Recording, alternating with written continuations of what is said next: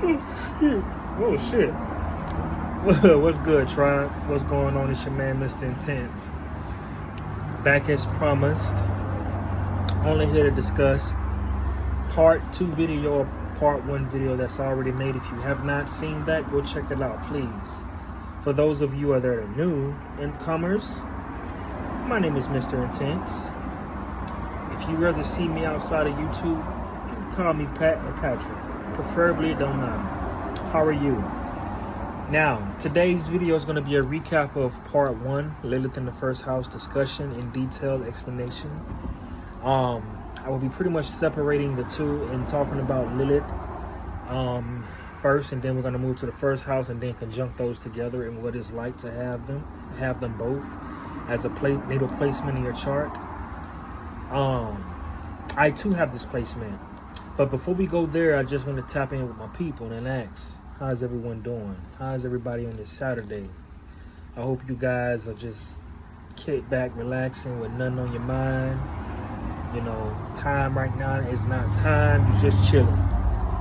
You know. So, moving right along, we're going to go ahead and discuss Lilith.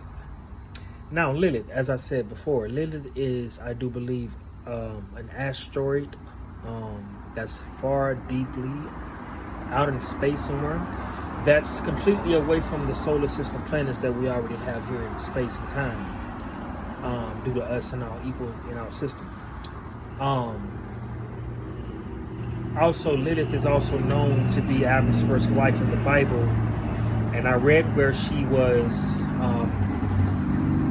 uncompromising and hard to deal with.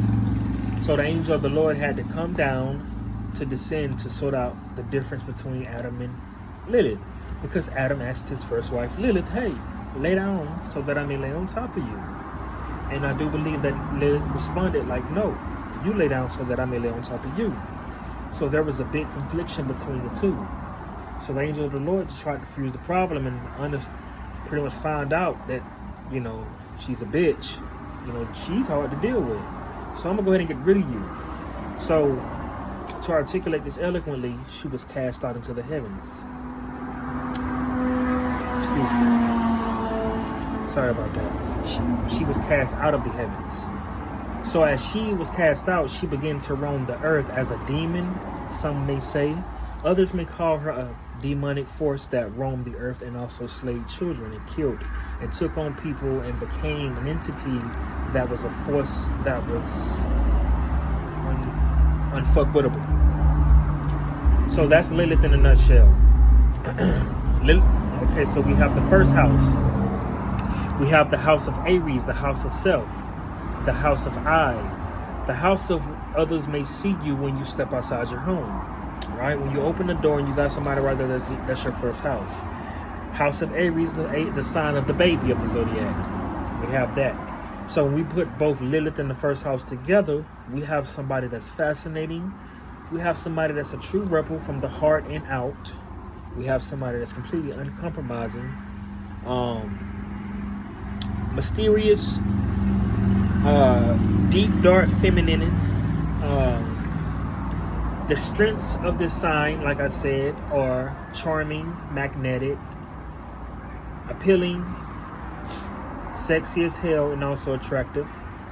The negatives are dark, uncompromising, controlling, evil, dangerous, a rebel. That's what I could think of right now. So moving right along, man, when you have this in your natal and you have this as your chart ruler, you're somebody who lives a life to the extremes. For example, you walk outside your door and you say hey to your neighbor or somebody that's walking along the street, they give you a look of who the F are you, or they give you a look of disgust and like, ew. That's the reaction of Lilith. Or you may get somebody that will walk up to you, probably grab you by the balls if you're a man, or if you're a woman, you get stalked.